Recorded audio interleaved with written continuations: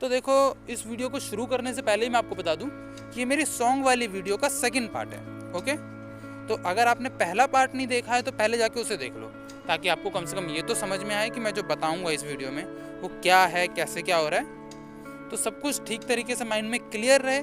इसलिए पहले पहला पार्ट देख लो, और देख लिया है तो कंटिन्यू करते हैं इस वीडियो को। तो मेरे पहले गाने की ग्रैंड सक्सेस के बाद, आई मीन पहला गाना बनाने की ग्रैंड सक्सेस के बाद, तो मुझे याद आया कि मैंने बचपन में एक गाना बनाया था जब मैं 8th क्लास में था। और कोई ट्रोल नहीं करेगा क्योंकि उस समय मैं छोटा बच्चा था। ओके, तो गाना एक बार मैं आपको गा के सुना देता हूँ। गाने के बोल कुछ इस प्रकार के हैं। भंगड़ा हो गया पुराना, डिस्को हो गया पुराना, हिप हॉप हो गया पुराना, तो कबाड़ी डांस कर लो तुम मेरे साथ, कबाड़ी डांस कर लो तुम मेरे साथ।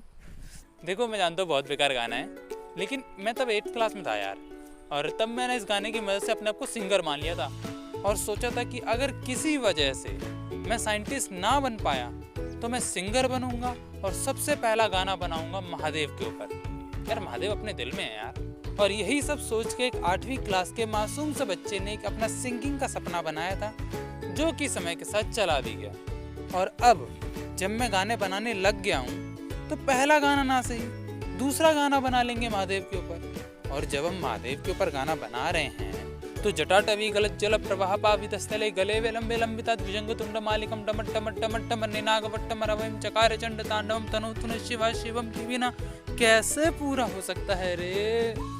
और एक और बात थी कि मैं इस गाने के अंदर तू तड़ाक यूज़ नहीं करने वाला था। मतलब आपने कई सारे गाने सुने होंगे जिसके अंदर भगवान को तू कहते हैं लोग। मतलब मुझे उससे कोई प्रॉब्लम नहीं है, मैं कोई हेट नहीं फैला रहा, लेकिन उस समय मेरे दिमाग में पता नहीं क्या चल रहा था, तो मैंने ये सोच लिया कि मैं सिंपल सा आप यूज़ करूँगा और शिव तांडव स्तोत्रम लगाऊंगा और उनकी मदद से गाना बनाऊंगा। तो यही सब सोच के मैंने अपना गाना बनाना किया चालू। लेकिन यहाँ पे एक सबसे बड़ी प्रॉब्लम ये थी कि मेरे पास तो कोई ट्यून ही नहीं है। मतलब मैंने अपना पहला वाला जो सॉन्ग बनाया था वो मैंने बना पाया था क्योंकि मेरे पास एक ट्यून थी, लेकिन सेकंड सॉन्ग के लिए तो मेरे पास कोई ट्यून ही नहीं है। तो अब क्या कर, तो अब मैंने डिसाइड किया कि मैं बैठे बैठे सिर्फ गाने सुनूंगा।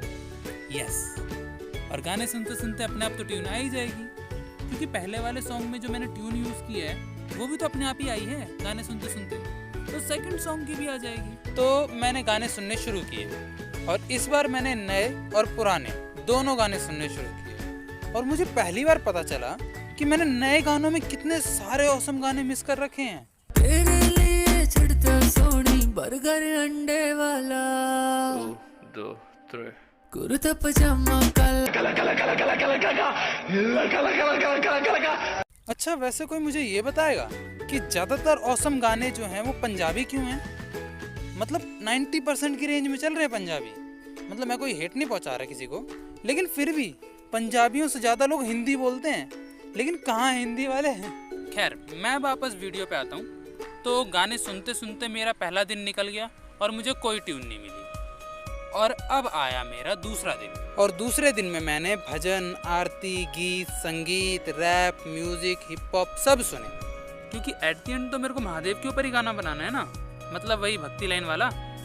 तो इसलिए मैंने सब सुने, और उसमें मेरे को पहली बार पता चला कि ये जो हर हर शंभू सॉन्ग है ये फुल संस्कृत है। मतलब हो सकता है आपको पहले से पता हो, लेकिन मुझे पहली बार पता चल रहा है। और मुझे तो ये भी पहली बार पता चल रहा है कि जो शिवाय सॉन्ग के अंदर मंत्र है ना, अघोराना परो मंत्र नास्ति तत्वम गुरु परम शिवम, ये भी एक एक्चुअली मंत्र है। पहले मुझे लगा था ये सिर्फ गाने के लिए बनाए गए हैं अलग से, लेकिन नहीं, ये एक्चुअली में मंत्र हैं, और ये बात मुझे अब पता चल रही है।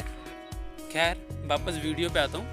तो ऐसे ही गाना सुनते सुनते मेरे दिमाग में ना एक आइडिया आया था कि क्यों ना मैं ये जो सॉन्ग बना रहा हूँ इसे संस्कृत में बनाऊँ। और 3-4 घंटे तक तो मैंने ये फाइनली कर लिया था कि मैं ये जो गाना बनाऊंगा ये संस्कृत में बनाऊंगा। लेकिन 3-4 घंटे बाद मुझे अकल आई और मैंने खुद से कहा औकात में रहो, क्योंकि देखो, मुझे हिंदी आती है और मुझे हिंदी में गाना बनाना आता नहीं, और मैं संस्कृत में गाना बनाने की सोच रहा हूँ जो कि मुझे आती भी नहीं। कैसे? पॉसिबल भी नहीं है। तो इसी वजह से मैंने अपने संस्कृत में गाना बनाने वाले आइडिया को ड्रॉप किया और मेरा दूसरा दिन भी निकल गया और मुझे उसमें भी कोई ट्यून नहीं मिली। ऐसे ही तीसरा दिन भी निकल गया और अब आया मेरा चौथा दिन। तो चौथे दिन में मैंने सोचा कि यार ऐसे तो ट्यून मिलने वाली नहीं, तो एक काम करता हूँ, कुछ तुकबंदी वाली लाइंस बना लेता हूँ और जब मुझे ट्यून मिलेगी तो मैं उन लाइंस को उस ट्यून के हिसाब से एडजस्ट कर दूंगा। क्योंकि देखो पहले सॉन्ग में क्या था कि मेरे पास ट्यून थी, लेकिन एक ही ट्यून के ऊपर बार बार लाइंस बनाना मेरे लिए बहुत मुश्किल पड़ रहा था। क्योंकि जैसा मैं पहले ही बोल चुका हूँ कि एक ही ट्यून के ऊपर कितने ही लाइंस बना लोगे आप। तो इसीलिए मैंने सोचा कि मैं पहले कुछ तुकबंदी वाली लाइंस इकट्ठी कर लेता हूँ और जब ट्यून मिल जाएगी तो उनको उसी के हिसाब से एडजस्ट कर देंगे। और अगर नहीं भी हुई एडजस्ट तो भी क्या दिक्कत है, अभी भी शुरुआत में ही है, तब भी शुरुआत में रहेंगे। तो यही सोच के मैंने एक ट्यून बनाई और वो ट्यून थी कुछ इस तरीके की कि तुम ही को जन्मों से जाना है, तुम ही को जन्मों में मांगा है, तुम ही को जीवन मिलाने को भक्ति की सीमा को लांगा है। और फिर मैंने सोचा कि यार ये तो कुछ ट्यून जैसा लग रहा है। नहीं मतलब अगर इसको ठीक तरीके से गाया जाए, जैसे कि तुम ही को जन्मों से जाना है, तुम ही को जन्मों में मांगा है, तुम ही को जीवन में लाने को भक्ति की सीमा को लांगा है, तो मतलब अगर इस तरीके से गाया जाए तो ये तो ट्यून मिल गई मेरे को। तो इस तरीके से मुझे मिली मेरी पहली ट्यून। और एक बात मैं आपको क्लियर कर देना चाहता हूँ कि ये ट्यून पाने का तरीका नहीं है। ट्यून कैसे बनाई जाती है ये मेरे को पता चला था मेरी तीसरी वीडियो में। बने रहिए अंत तक, आपको पूरी जानकारी देंगे। तो देखो मेरे पास मेरी पहली ट्यून आ गई, लेकिन ये जो पहली ट्यून थी ये अभी आधी अधूरी थी। तो सबसे पहले तो मैंने इसे पूरा किया और पूरा करने के बाद जहाँ पे तुम लिखा हुआ है वहाँ पे तुम को हटा के मैंने आप लिखा। तो इस तरीके से मेरी पहली ट्यून कंप्लीट हो गई। और जैसे ही मेरी पहली ट्यून मैंने कंप्लीट कर पाई, तुरंत ही पता नहीं कहाँ से हवा में से कहीं से मेरे दिमाग में दूसरी ट्यून की 2 लाइंस आ गई थी। अब वो पता नहीं कहाँ से आई थी, वो अपने आप ही आई थी, उसका तो कोई जवाब भी नहीं है मेरे पास। तो खैर वो 2 लाइन है कुछ इस तरीके से, जीवन की एक है रेखा जिसको लांग के मैंने देखा, जीवन तो उनका उपकार है जिनके आगे झुकता संसार है। बस यहीं तक, यही 2 लाइन मेरे दिमाग में आई थी और ये पता नहीं कहाँ से आई थी। मतलब यूँ मानो कि वो कहते हैं ना कि तुम एक कदम आगे बढ़ाओ सारे रास्ते अपने आप तुम्हारे लिए खुल जाते हैं, मतलब वैसा कुछ हुआ था मेरे साथ। तो अब मेरे पास दूसरी ट्यून भी आ गई, लेकिन ये जो दूसरी ट्यून थी ये भी अधूरी थी। तो सबसे पहले तो मैंने दूसरी ट्यून को भी पूरा किया और इसमें मेरे को थोड़ा ज़्यादा टाइम लगा था क्योंकि ये थोड़ी ज़्यादा मुश्किल थी। तो अब मेरे पास दोनों की दोनों ट्यून पूरी हो गई थी। तो इन दोनों ट्यून के बाद इसके आगे मैंने लगा दिया शिव तांडव स्तोत्रम। और हाँ एक और बात, अभी इसके अंदर कोई ट्यून नहीं है, इसके अंदर भी कोई ट्यून नहीं लगी हुई है। मैंने सोचा था कि जब गाना बन जाएगा तब या फिर बीच में कभी मिल जाएगी तो मैं इसके अंदर ट्यून लगा दूंगा। तो मैंने इसको भी ऐसे ही छोड़ के अपनी जर्नी को कंटिन्यू रखा। तो इसी के साथ मेरा चौथा दिन भी कंप्लीट हो गया और अब आया मेरा 5वां दिन। 5वें दिन में मैंने सोचा कि मैंने अब तक इस गाने के अंदर कोई दूसरे गाने का पैटर्न यूज़ नहीं किया है, तो अभी भी मैं कोई पैटर्न यूज़ नहीं करूँगा। मतलब जैसे कि मैंने पहले सॉन्ग के अंदर अखियों के झरोके का पैटर्न यूज़ किया था, लेकिन इस सॉन्ग को बनाने के लिए मैंने अब तक किसी सॉन्ग का पैटर्न यूज़ नहीं किया है, तो आगे भी किसी सॉन्ग का पैटर्न यूज़ नहीं करूँगा, जो कि बहुत घटिया आइडिया था। तो ये सोच के मैंने खुद से एक पैटर्न बनाया जो कि कुछ ऐसा दिखता था। तो एक बार मैं ये पैटर्न आपको ठीक तरीके से एक्सप्लेन कर देता हूँ। तो देखो सबसे पहले इसके अंदर पहली ट्यून के ऊपर पहली लिरिक्स बजेगी, फिर एक ट्यून बजेगी, फिर दूसरी ट्यून के ऊपर पहली लिरिक्स, फिर एक ट्यून, फिर श्लोक आएगा जटाटवी गलत जलब वाला, फिर एक ट्यून बजेगी, फिर दूसरी ट्यून के ऊपर दूसरी लिरिक्स बजेगी और इसी तरीके से गाना चलता रहेगा। जहाँ पे डॉट डॉट लगे हैं वहाँ पे ट्यून बजेगी और जहाँ पे मैंने श्लोक लिखा है वहाँ पे जटाटवी गलत जल प्रवाह पाविदस्ले वाली लाइन आएगी।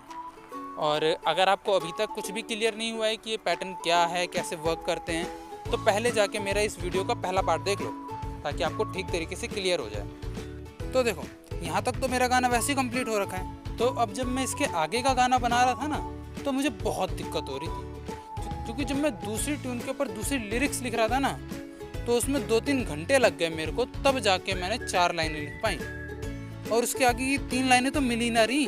लेकिन फिर मैंने आधा 1 घंटा और लगाया और इसके अंदर थोड़ी सी मेहनत करके मैंने इसके आगे की 3 लाइनें और बना दी। और जब ये ट्यून कंप्लीट होगी तो फिर बारी आई पहली ट्यून के ऊपर दूसरी लिरिक्स की, और इसके अंदर भी मुझे सेम वही प्रॉब्लम नज़र आई क्योंकि कोई लाइन बन ही नहीं रही थी और जो बन रही थी वो मुझे अच्छी नहीं लग रही थी। क्योंकि देखो जैसा कि मैं पहले ही बोल चुका हूँ कि लिरिक्स बनाना मुश्किल है, लेकिन लिरिक्स को अच्छा बनाना और ज़्यादा मुश्किल है।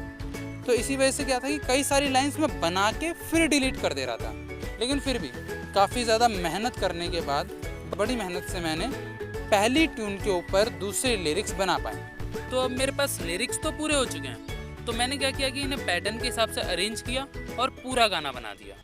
लेकिन यहाँ पे एक बात है कि यहाँ पे जो मैंने श्लोक यूज़ किया है ना, शिव तांडव स्तोत्रम वाला, इसके अंदर कोई ट्यून नहीं लगी हुई है। ये बस ऐसे ही लिखा हुआ है, इसको गाया कैसे जाएगा मुझे नहीं पता। तो यही मेरे लिए अब रुकावट थी। तो अब मैंने एक काम किया कि मैं आराम से बैठ के सोचता रहा और मुझे कुछ नहीं मिल रहा था। मैंने बहुत ज़्यादा कोशिश की उसके ऊपर ट्यून बनाने की, बार बार गा के भी सोचा, लेकिन ट्यून बनी नहीं रही थी उसके लिए। तो काफ़ी ज़्यादा दिमाग लगाने के बाद मेरे को एक आइडिया आया कि अगर मेरे पास इस श्लोक के लिए ट्यून नहीं मिल रही है तो एक काम करता हूँ ना, मैं इस श्लोक की मीनिंग के ऊपर ट्यून बना देता हूँ।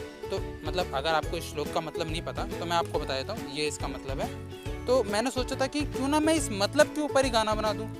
मतलब मैंने ट्राई किया था इसकी मीनिंग के ऊपर गाना बनाने का, और मैंने बनाया भी था, जो कि था जटा का जंगल सर पे भारी, गंगा उस जंगल की नारी। बस इससे आगे बन ही नहीं रहा था। तो फिर मैंने क्या किया कि इसको भी रहने दिया।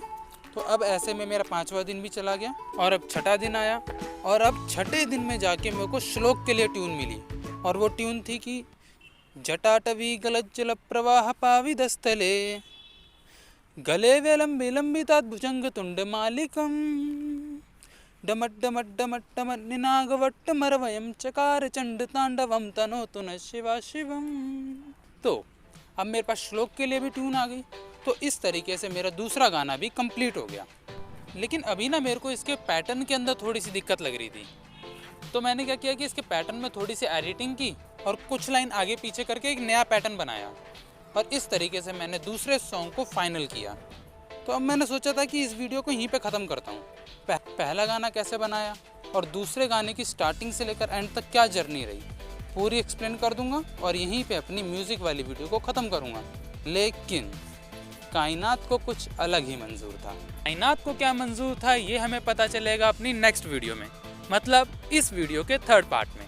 तो बने रहिए मेरे साथ इस वीडियो में, और मैं इसी प्रकार की और भी वीडियोस लाता रहूँगा। अभी सॉन्ग के ऊपर, आगे चल के किसी और टॉपिक के ऊपर होगी। तो stay tune with my YouTube channel. खैर मैं चलता हूँ अपनी अगली वीडियो बनाने के लिए, तब तक के लिए